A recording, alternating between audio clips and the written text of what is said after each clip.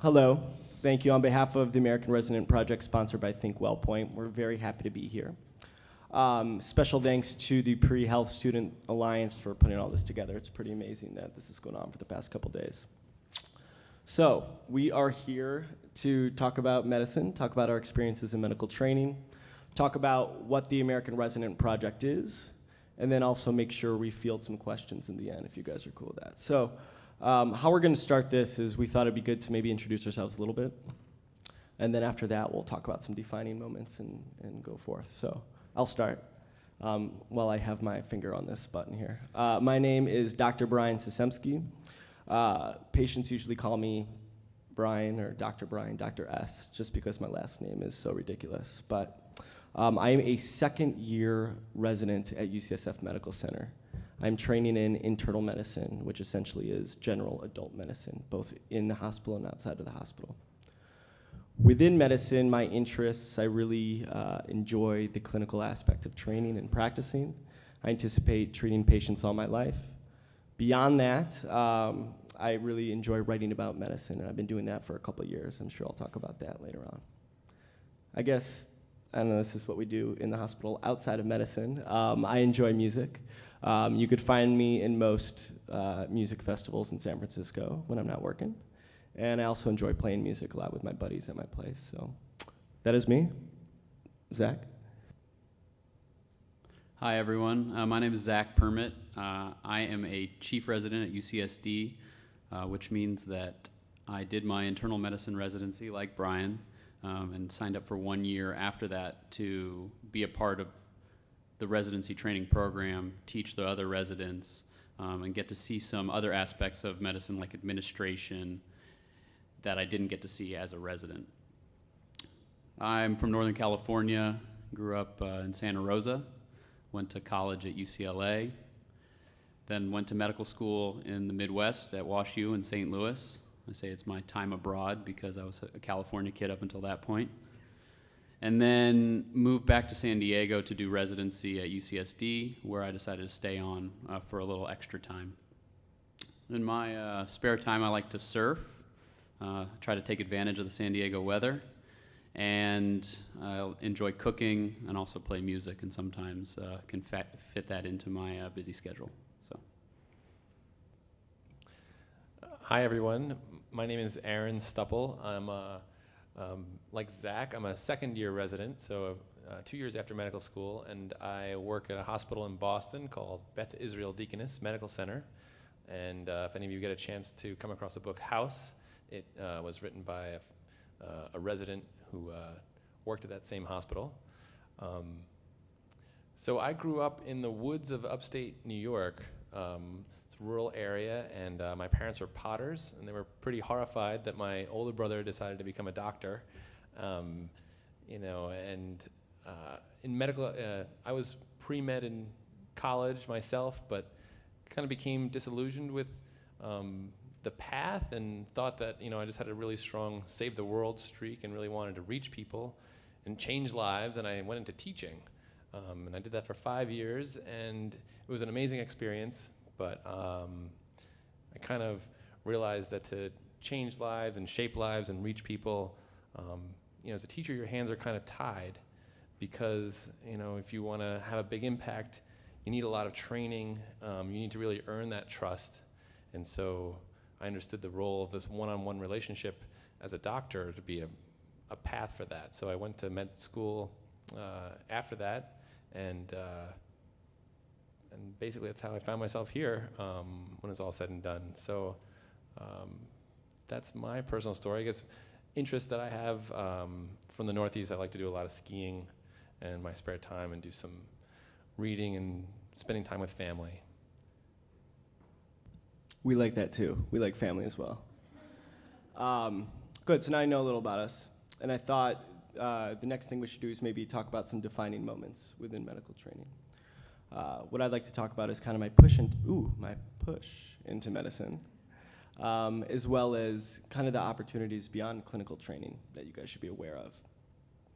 So before I ramble, how many of you guys, when you were really young, had this intrinsic passion of practicing in healthcare? Okay. So like 40% of you. So I was not like you guys. I was what we call a late bloomer in medicine.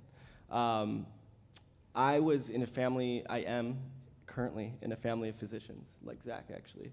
And I don't know like you or not, but I was the youngest, and I always rebelled against the thought of practicing medicine. I thought I was going to do something completely different. So I dabbled in a lot. When I was in college, I was very interested in corporate philanthropy. I was interested in psychology, and I was a psych major. And once I kind of rounded out and decided that medicine was for me, I realized that a lot of the characteristics of all of these other fields were like essential in health. And that's serving the community, caring for others, and developing long-lasting relationships.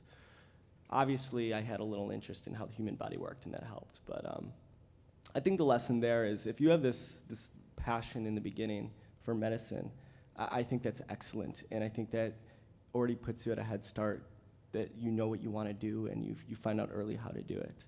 For those of us who weren't sure that this was the field, you should recognize what do you like about other fields and to see if that pertains to medicine like I did, because it really worked out.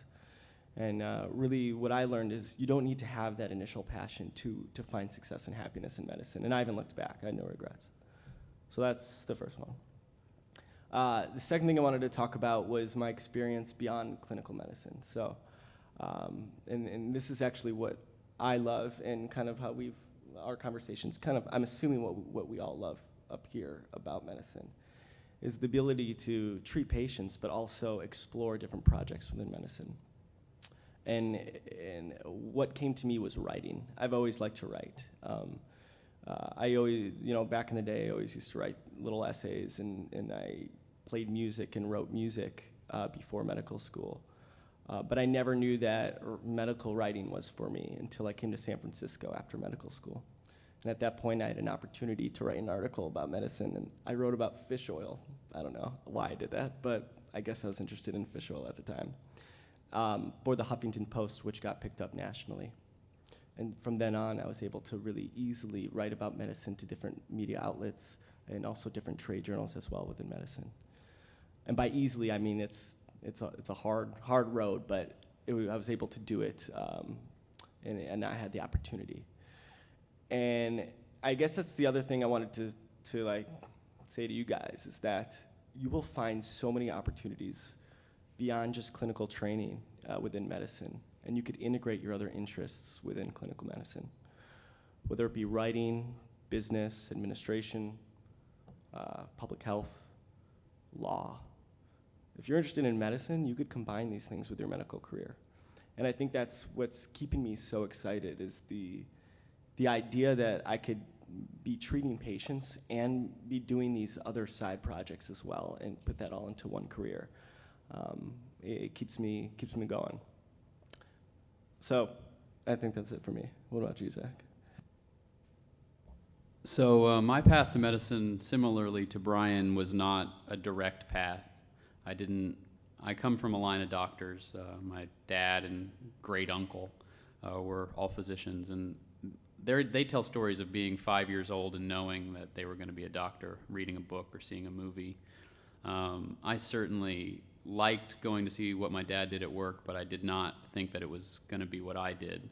So I went to college thinking I was going to be a mathematician. And I studied math, and I pursued math research, and it took me a couple years to realize that what my professors were doing on a day-to-day basis was really isolating. They were in a room really thinking about these complex problems, and while I like the complex problems, I really like working with people. I really like to be around people, and medicine is a great opportunity to mix my desire to think about complicated scientific mathematical problems with being around people, working with people, and helping people. And so in kind of a practical move, I decided to pursue medical research using some of my math background and doing the medicine side to kind of slowly enter that world. And I just loved it. I thought the medical research problems were very interesting. They really stimulated my mathematical background. And then at the same time, did some work in the hospital just as a volunteer and saw some really rewarding interactions between the doctors and their patients, and went and shadowed my dad some, and really saw that element was something that I wanted in my future. I wanted to be able to work directly with one person and make a difference in their lives and feel like my work wasn't just this isolated scientific thinking, but could combine that with some really concrete fulfillment. So I decided to apply to medical school, went to medical school, and I think that every experience that I've had since then has really solidified that choice of being able to do science and being able to work with people. And internal medicine was probably the best way to combine all of the complex interests that I have. I really, there's no medical problem that I don't find interesting. I want to be able to think about each one.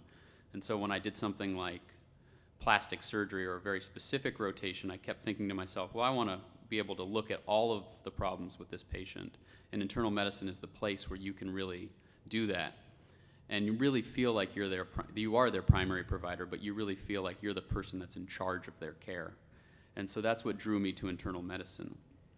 And I would echo what Brian said, in that internal medicine has been an opportunity for me to pursue interests outside of medicine. We all are working for this blog, and it's a chance, the American Resident Project is a chance for us to have a voice outside of the clinical practice, to talk about issues that are important to us, in particular while we're all in residency, about what it's like to be in residency, how we can improve upon that experience. And then going forward, what is the future of healthcare? What will our role be in that? And how can we push it toward a direction that is good for everyone? And I think that being a part of such a large dialogue and being a physician is a chance to be a leader in the community and really have your voice be heard, which has been wonderful. So that's kind of been my experience. Yeah, so I guess my experience with arriving at a career path once I was in medical school, not sure how familiar you all are, but the process of basically medical training, there's 2 years where you're doing a lot of studying with books, kind of traditionally as like college, and then there's 2 years that is more like a trade school, an apprenticeship. You're following around on different rotations. You do some psychiatry, some pediatrics, you do some surgery, and that during that phase, I was a lot like Brian. I had no idea, but I loved everything. I loved all these different, I loved, working with kids and women's health with obstetrics and gynecology, and I always never understood internal medicine. I mean, everything is internal. How is that something different? And if I had a quick piece of advice, this is something I came to really late, is really understanding the structure of how the different specialties and subgroups of being a doctor, how that's all broken down, because it's awfully complicated, and the sooner you understand that structure, the sooner you will definitely help you working on a path. It's kind of simple, but I would find someone who's walked the path and can really almost diagram it out for you, which I certainly needed. Anyway, for me, I was going along loving all these things, and I really discovered about myself that I'm a generalist. I like all these things, and so primary care and internal medicine were a fit for me because I wanted to be able to have an impact on any problem that a patient had when they came to me, when they walked through the door. I wanted to be able to at least do something for them and say, that's in my jurisdiction. And like my co-panelists here have been saying, a nice thing about being a doctor is that everything is relevant to health. Everything is ultimately a health issue. So everything that you have in life, every opportunity, every understanding, every skill that you have is brought to bear for your patients, and it's a really fascinating and a privileged job description. To really, there's nothing that you can't bring to the table to help your patients.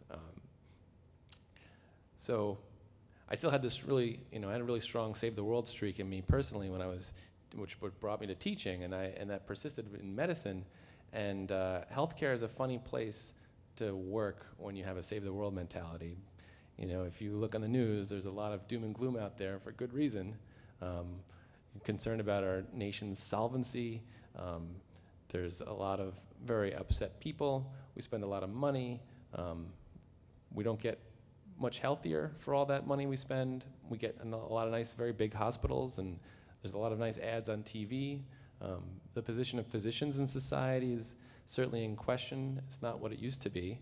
And so I think what we really need is we need people to reach out and to try to connect and try to understand and really have to talk and try to reach people. And so, I see healthcare today as an incredibly exciting field because these days, you're not just looking to be a doctor to help patients, but your nation is asking you to help save it.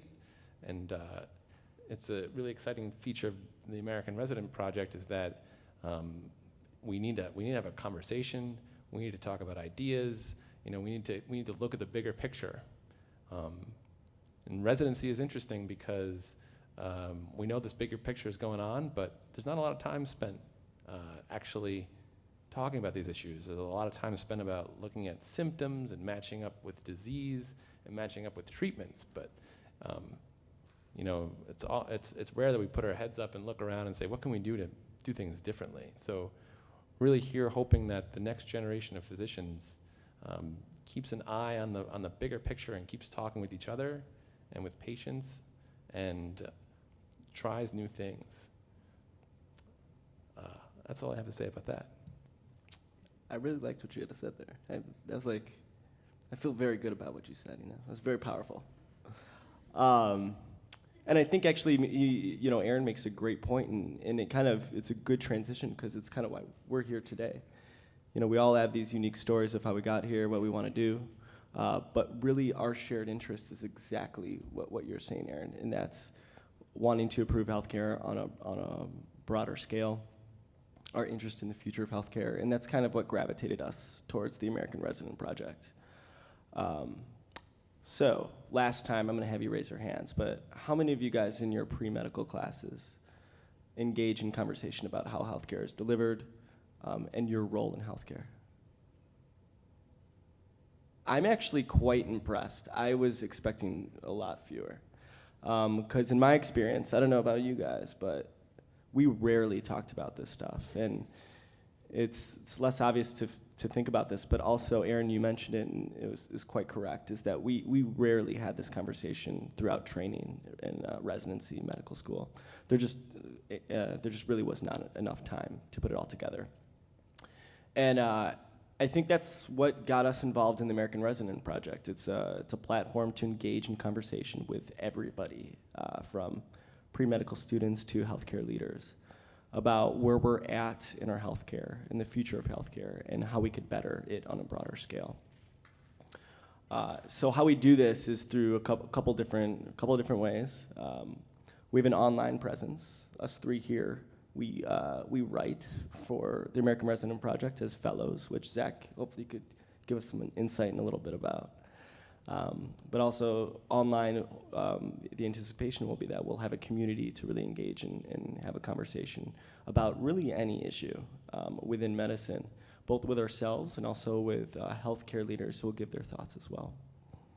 Beyond that, we're going to be going to places like here and having conversations. And I think somebody already came up, Natalie. Where's Natalie here? She's there, yeah. So everybody has already specific questions, and there'll be an effort with the American Resident Project to actually have a public voice in person and offline where we can engage in these conversations as well. And then finally, as I kind of already mentioned and touched upon, is there are healthcare leaders who are actually interested in this project who will have their 2 cents to say. And it's a place to really learn about where we are in our state of healthcare with people who have more experience. So it's a great opportunity. And Zach, I was hoping maybe you could say something about the actual fellowship that we're involved in. Sure. So I finished residency in June of this past year, and it just, it's exciting.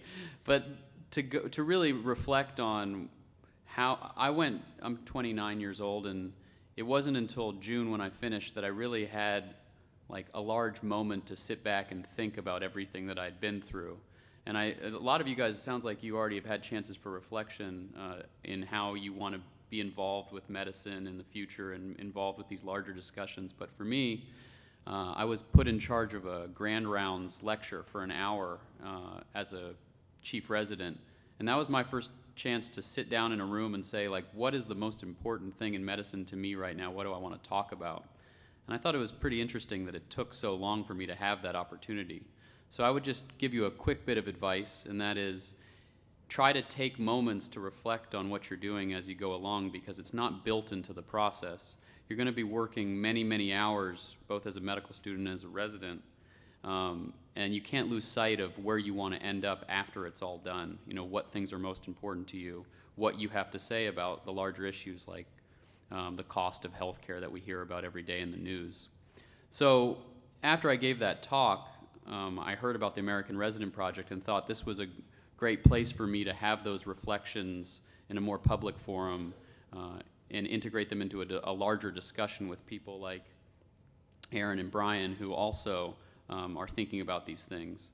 And the topics are broad, so there's almost nothing that's off topic, but we talk about the cost of healthcare, about cost-conscious care. That's a buzzword right now in medicine, making sure that the doctors are ordering as few tests as possible and ordering tests thinking about how much they cost, as well as, you know, thinking about technology. One thing that has been persistent in my mind going through residency is that we've really moved toward implementing technology in medicine with the electronic health record, but the intention was originally to make us more efficient, and my experience and many people's experience is that that efficiency has yet to increase with technology, that we're actually spending a lot more time on the computer and it's slowing us down.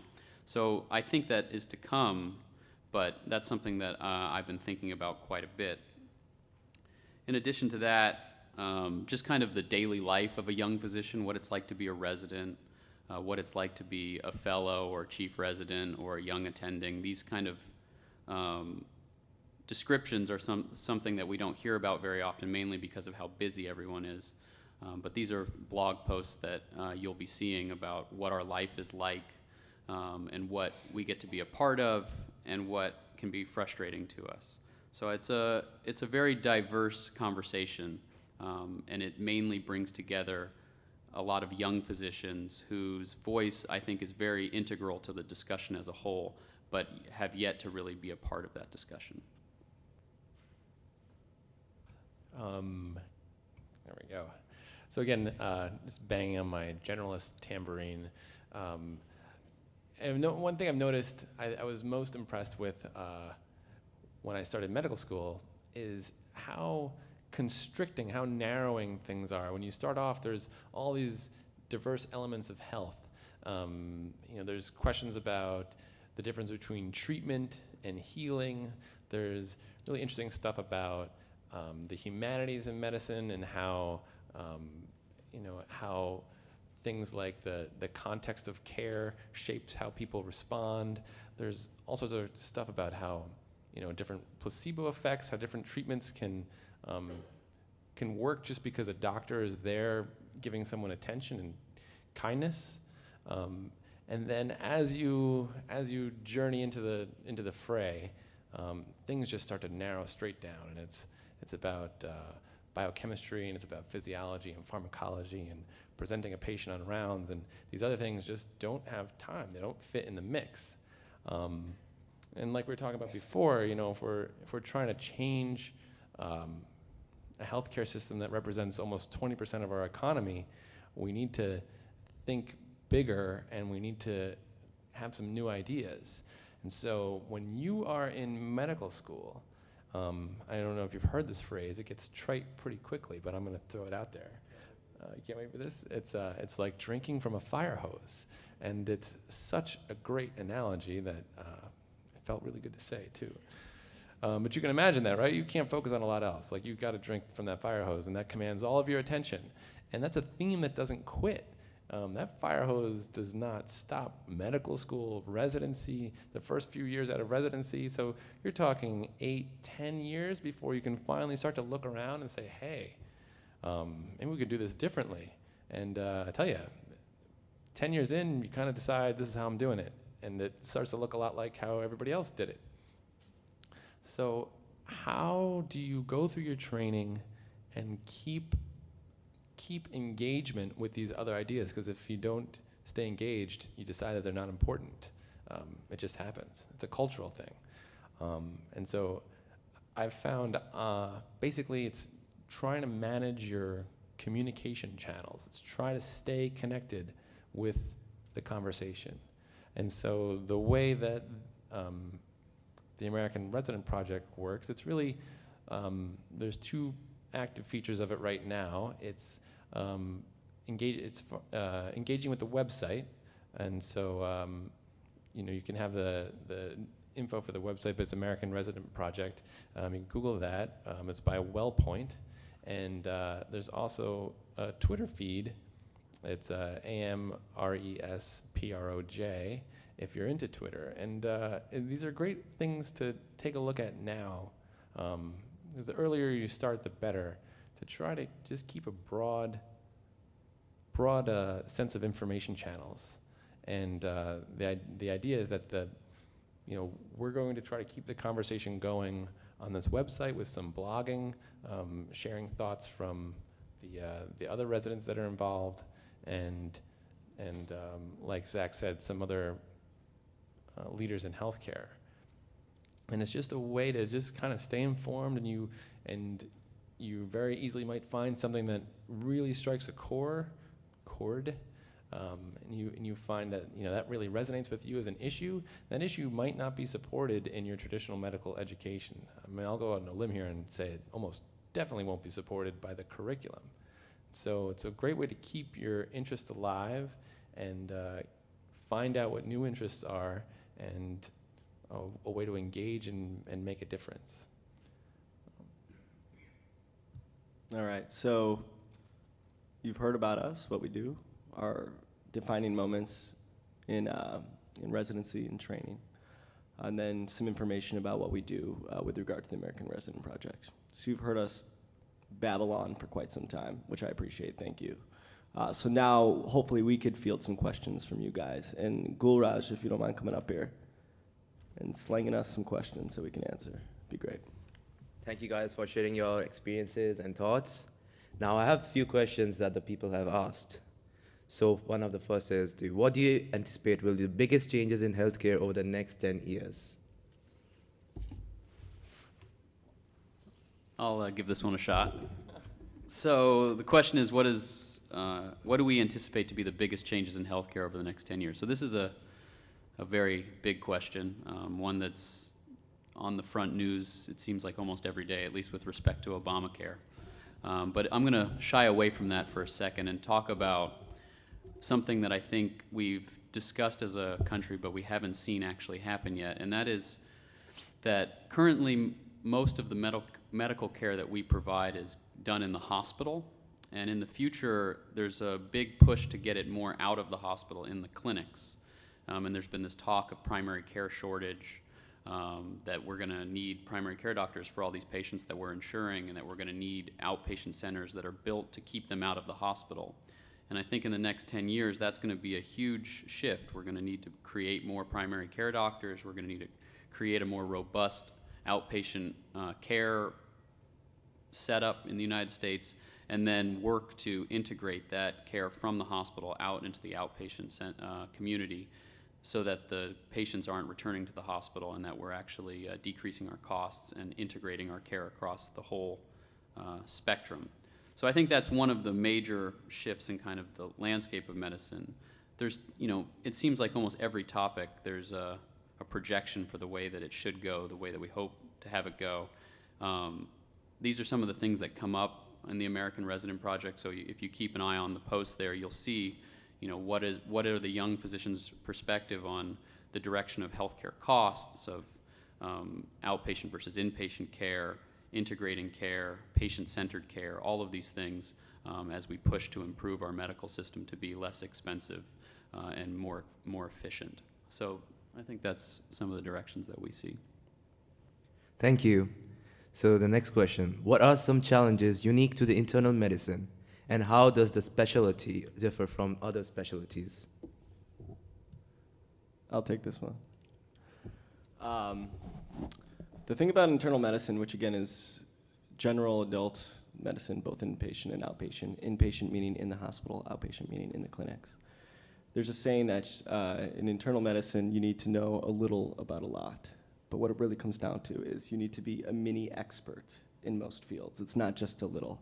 You're not going to get by if you know a couple diseases that have to do with the heart and a couple management. The biggest challenge is this field particularly, you really have to stay up to date on multiple specialties. That's just how it is.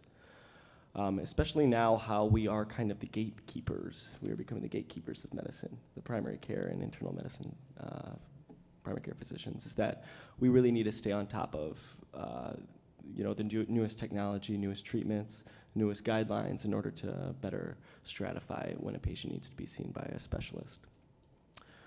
I say that as a challenge, but it's also an excellent opportunity for people who are addicted to learning, which my guess is a lot of you are, especially because you're here today to listen to this. If you're a lifelong learner, and I geek out about learning, and I know these guys geek out about learning too, this is the path.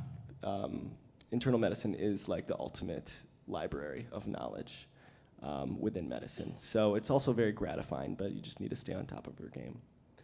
I'm sure there's a lot of other challenges in internal medicine, and I'm sure you'll see some on the American Resident Project posts of some rants of our complaints about the life in residency in internal medicine. But in the end, it's an extremely rewarding field. And I think if, again, you like to learn and you like to learn about a lot of different things, it's definitely a field to take interest in. Thank you. So how do you deal with some time constraints when seeing multiple patients each day? Time is the worst. It is the biggest, I think this is the biggest challenge there is.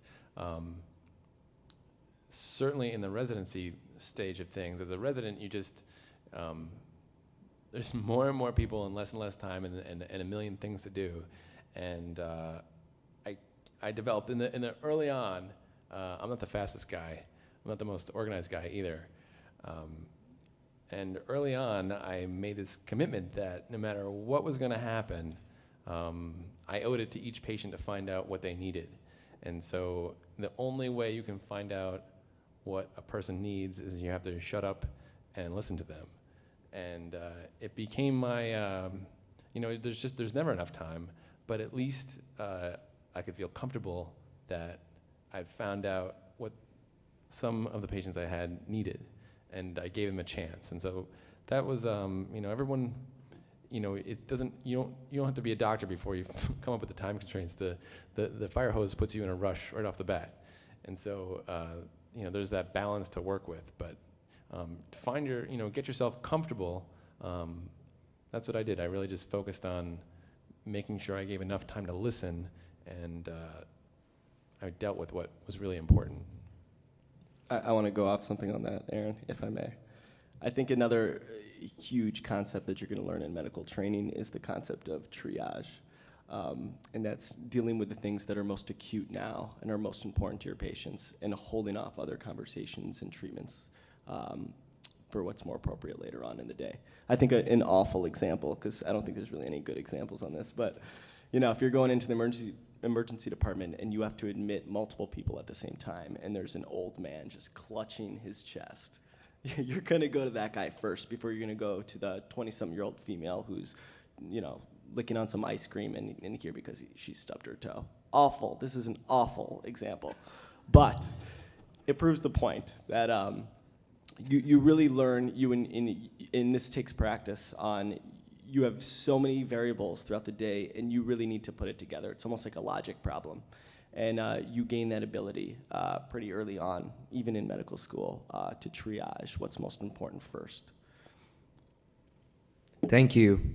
What role do you think the technologies play in practice of medicine? So the question is, what role do you think technology will play in the practice of medicine? So I alluded a little bit to the fact that we implemented the electronic health record in hopes of making the system more efficient and also connecting everybody across the same health platform.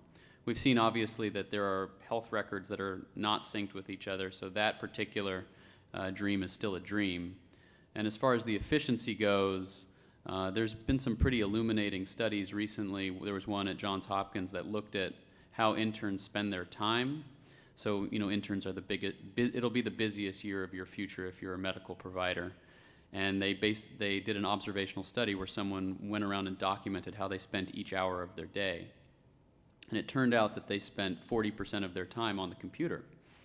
And I don't think that surprises the people that are in residency. I don't think it surprises, Aaron and Brian would not be surprised. There's a lot of notation to be done, a lot of orders to be entered.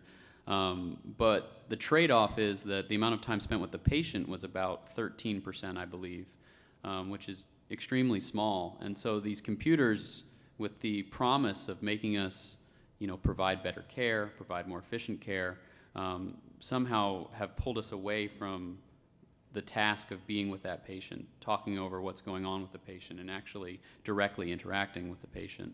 And I think that's something that is slightly an unintended consequence of implementing technology in medicine, and that will be improved upon as we go forward, as we, everyone is working on an app right now, and hopefully those apps will improve our efficiency so that we can, not sit in the waiting rooms for a long time. We can call our doctor, or we can text our doctor, or we can video chat with our doctor from our pajamas even, and that way we can maybe make this a more efficient system.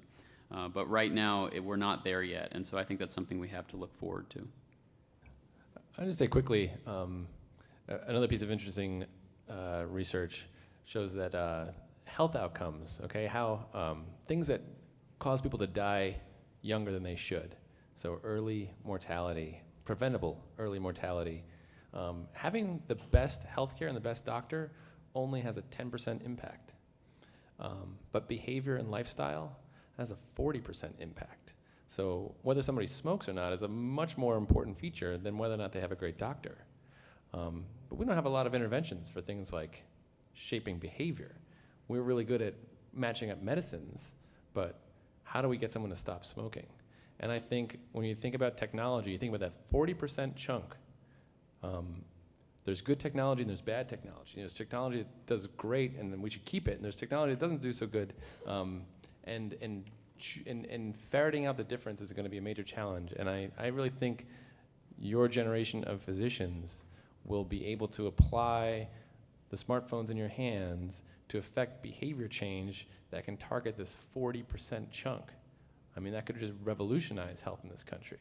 And I think that's a large part a tech solution. Zach makes an amazing point. Just because it's tech doesn't mean it helps. Thank you. Now, what do you think, how do you manage personal or family life in medical or residency? Triage. No, I'm kidding. No, so, so my old man's a doctor, and he had a really good practice, a private practice in cardiology, which is a heart doctor. And he always told me, and this is actually one of the biggest fears of when I went into medical training is, do I want to be in something that's this engrossed and this time consuming? And, he did one of those, dad talks. And I'm not going to, pretend I'm him and do something. But he said, he basically says, you make time, which is very true. You really just need to plan ahead, understand that you have so many hours in a day. You're not going to work 7 days a week. You're not going to work 100 hours a week for the rest of your life. You're going to have time, and it's not going to be a lot of time, but you're going to have time. And I think, I guess you could say it's a little bit of a triage, but you have to just understand that, laundry needs to get done, family needs to get seen, and I guess you just actually become very, you make time for it. I think it's very possible to have a good life outside of medicine as well. What do you guys think? That's one of the things that so as a chief resident, I focus a lot on the morale of the residents, making sure that they're living as good a life as possible in a very, very challenging experience. And he jokes about the triage element, but there really is that way of thinking about it. You have to prioritize the things in your life that are going to make you happy and make this experience as bearable as possible when it's at its worst. So I always say sleep is number one, exercise is probably number two, and then being around people, having fun, social activities is probably number three. This is the things that you can do outside of work to make sure that you're healthy. But the advice that I always give the residents when they start is that what makes you happy is very personal, so you need to go find your personal happy place. In my case, that's surfing, and it's whatever activity it is that is very short but provides you with a lot of perspective, a lot of groundedness, that allows the other experiences to be much more bearable. And so for surfing, 30 minutes in the water and I can come out feeling like I'm rejuvenated and I'm ready to tackle whatever it is that's put in front of me. And I think that's something I would keep reminding yourself. Sometimes you can lose sight of the things that are actually bringing you happiness because you're so focused on a goal. You know, you want to be a doctor, and that's what's most important to you. But if you destroy yourself on that path, you know, your happiness, and you sacrifice the things that really make you who you are, then when you get to where you've been working so hard to go, you will not be happy, and it will be a really disappointing end result. And it'll be bad for your patients. Thank you. And lastly, what's the most important piece of advice you would like to give to the pre-med students? All right, we're each gonna have a go at this, I think. I think the most important advice that I have for you guys is kind of what I mentioned before about how I got into health, and that's if you are interested in serving the community, interested in helping others, have some interest in health, that's really, and you want to be a lifelong learner, like that is it. That is all you need and ambition to engage yourself in medicine and in healthcare. So, you know, you're going to have reservations in any career that you're in. I mean, I do all the time in medicine. You know, I really think, you know, is this for me? I reevaluate. But it always comes to the same conclusion that this was for me. And I think you just need to go beyond that and kind of just push ahead and see if it's for you. And this doesn't mean like try out a year.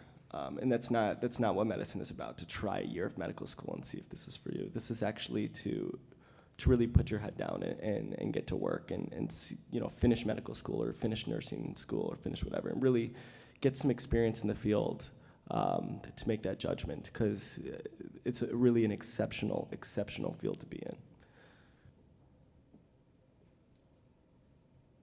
I've already tried to impart a little bit of advice, but I would say that one thing that would be very important going forward is to find a specific role model. Find someone that is a physician that's doing now what you want to be doing when you finish working as hard as you've worked. Because otherwise, if you don't look at where you're going to end up before you put your head down, you'll put your head down and work very hard for many years and raise your head up and not really be where you expected to. You may not even have a grounded image of what you expected at the end. And so I would really encourage you to find physicians that you identify with, that are doing the things that you want to be doing, and then using that as the image to guide you as you work through medical school and residency. Yeah, that's huge. Finding someone is huge. Also, I would really recommend finding a resident if you can. They're hard to find and they're busy, but they can give you, I've found myself a lot of times seeking advice from people that are well beyond, and that's wonderful, and that wisdom is crucial, but they got the time to hand out the advice, and that's where you wind up getting advice from someone who's been doing this for 10 plus years. And things are different now. So, you know, go through examples, but it's crucial to get advice from someone who's a lot earlier on the track and can tell you about the realities that you're going to face. Like when I was in med school in particular, I found it was important to talk to the people a year ahead of me because they knew what I was going through and they could make it relevant. In a bigger spectrum, though, I would say I think the crucial thing for crucial piece of advice I would give to anybody is to think about what the calling of medicine is. And there's a medical professionalism. The profession is a contract with society that promises to society that physicians will act in the interest of patients first. Patient interests come first. And you look around at the commentary and the politics and the big gleaming hospitals, and you see a lot of people that are interested in other things about the patient aside from their interests. And it's a physician's moral obligation to start from those interests. And if you don't carve out the time to listen to them, then everything else is potentially for naught. And so I really think that's our big challenge, is to make time to listen to patients, and that's my advice. Thank you so much for your time.